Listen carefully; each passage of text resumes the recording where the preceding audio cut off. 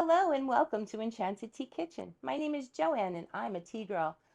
Today I will be sharing with you a wonderful black tea infused scone to serve with afternoon tea.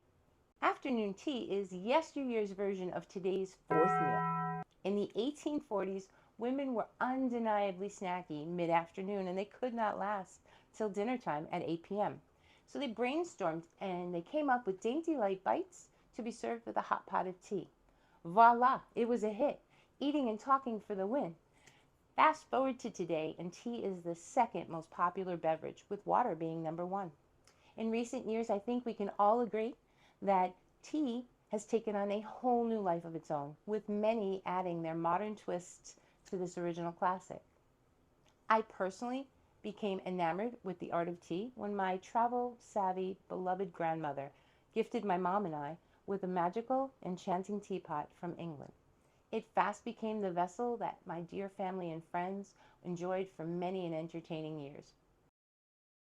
My mission now is to share this experience with all of you and teach anyone who would like to learn more about making and baking the amazing things for tea.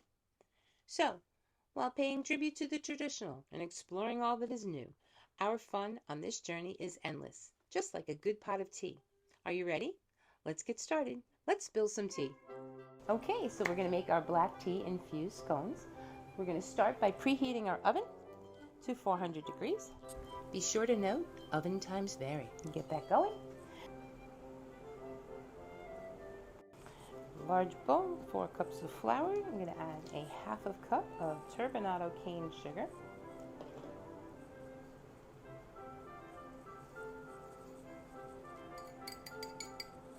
I'm going to add 1 teaspoon of salt.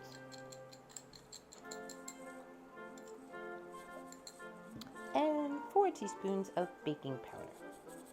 I'm going to mix this all up and set it aside.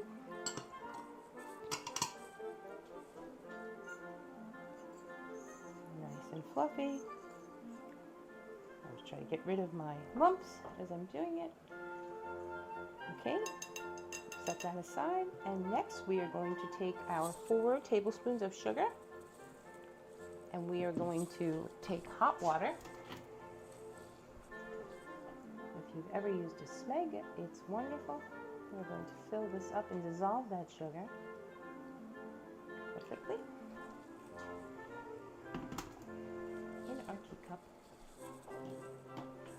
I'll use this.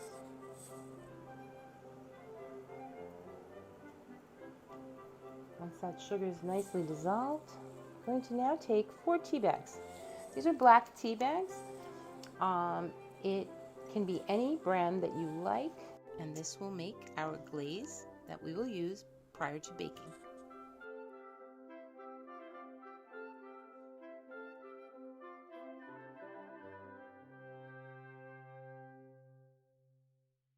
I prefer using the tea bags as opposed to the tea leaves because it's quicker to clean up. Next, I'm going to take my 2 room temperature eggs.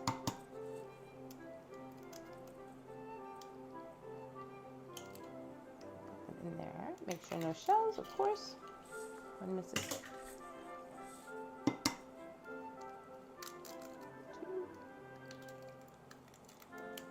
Nice. And I'm going to take that. I'm going to beat these up and get these ready.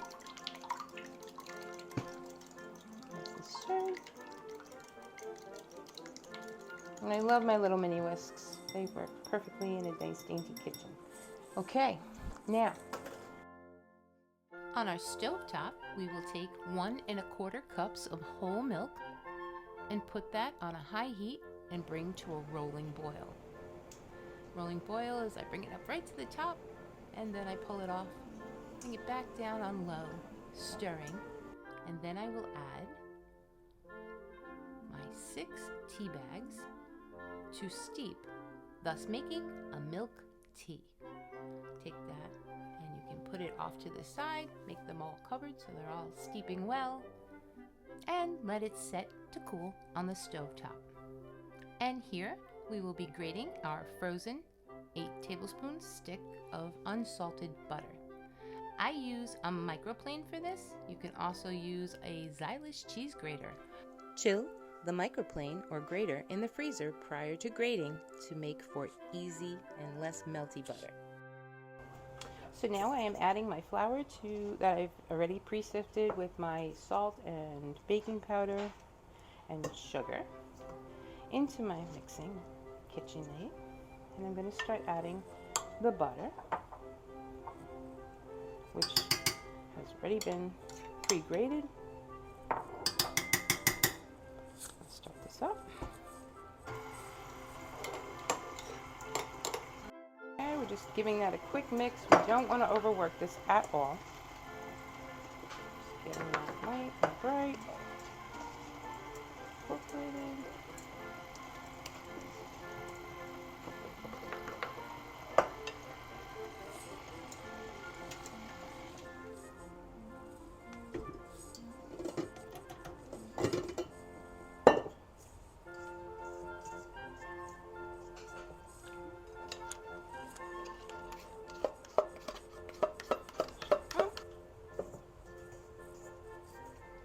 Okay, so seeing the nice and crumbly consistency is what you're looking for when you are making a scone.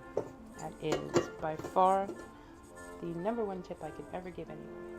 Now what we're going to wonderfully do, gently add in the egg and milk tea mix.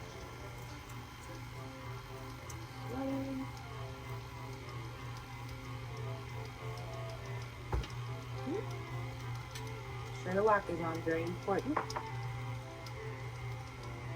Okay.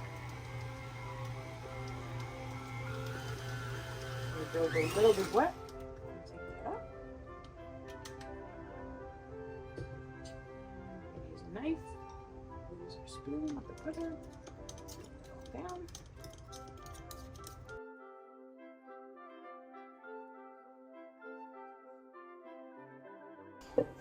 And now we're going to hand mix to get it all nice and dough consistency.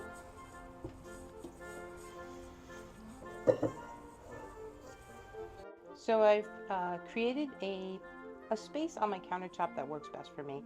I've always found when I put a piece of parchment paper down with a little bit of flour, it gives me the best surface for what I've got to do.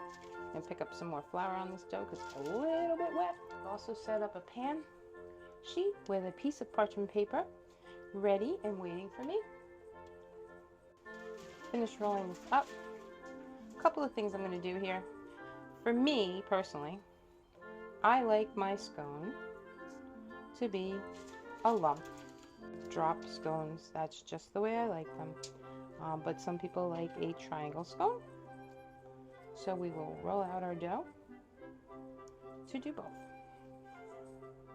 A couple of drop scones, which are really just lightly rolled up.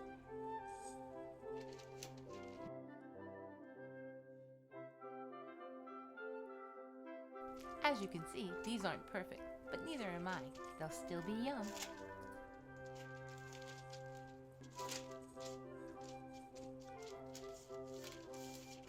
See how that works so nicely on your countertop? You can just swirl that around. Make a couple more drops. And then we'll form our disc. Then we're going to score that with a knife to make some nice triangles. I'm going to pop some raisins into this to make them have a little bit of extra texture and flavor.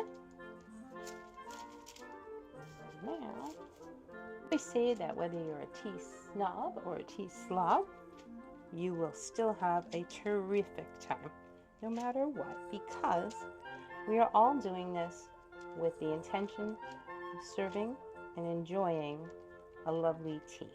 I'm going to take my scored knife.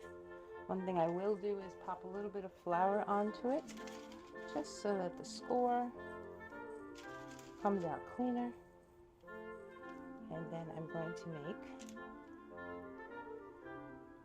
lightly scoring it, not looking to make any kind of a major indentation, just for aesthetics here.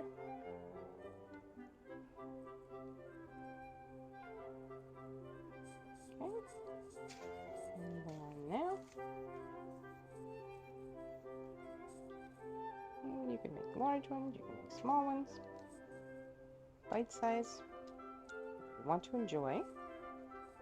Okay, and I always reflour the knife each cut because it just makes it that much simpler to make that demarcation. Okay, all right, again. Perfect, perfect, perfect. Now, the fun part. As I said, I thoroughly enjoy a nice sultan, a raisin. I pop them in. I like to see them when I eat them. I like to taste them, and I like to be able to enjoy them. One of my favorites is Trader Joe's tricolor blend. They make a beautiful jumbo raisin. I enjoy having this as a treat. Everybody has their version of a raisin something. This is mine. And I will not forget the bottoms. Gotta love those golden ones too. So maybe you can even just remix it up if you wish. But you can see them poking out with a little surprise. Yeah, there's no rhyme or reason to this. As I said, just enjoy what you're doing. Know that it's going to turn out delicious. These are tried and true tested recipes. You can have some plain ones if you like. I'm going to make 3 of these to be the raisin version. And again, people might be gasping like, oh my god, she's poking raisins. Yep, that's what I do.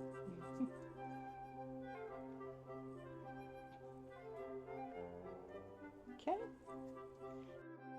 Now that we're ready to pop these into the oven, I'm going to baste our scones.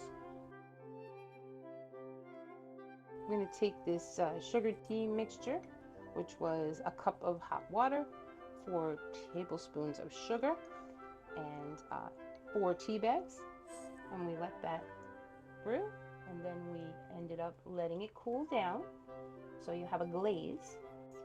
And then I'm going to sprinkle it with my absolute favorite for baking, the turbinado sugar.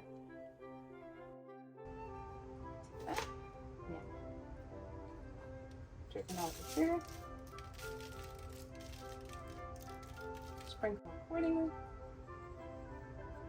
Can't really see it, but you can definitely taste it when it's baked. One more time. A little bit more.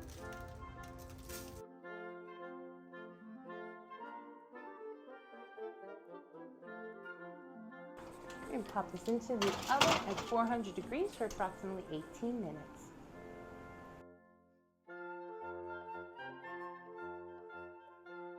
We'll let these cool, and we'll be plating shortly.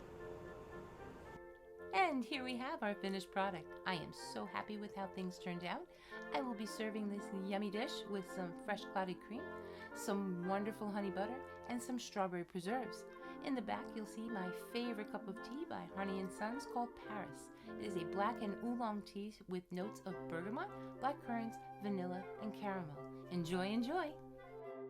Thank you for joining me today. I look forward to seeing you back here, and the next time I will be making an Earl Grey blackberry jam. And please don't forget, subscribe, like, and follow me on YouTube, TikTok, and Instagram. Ta-ta for now.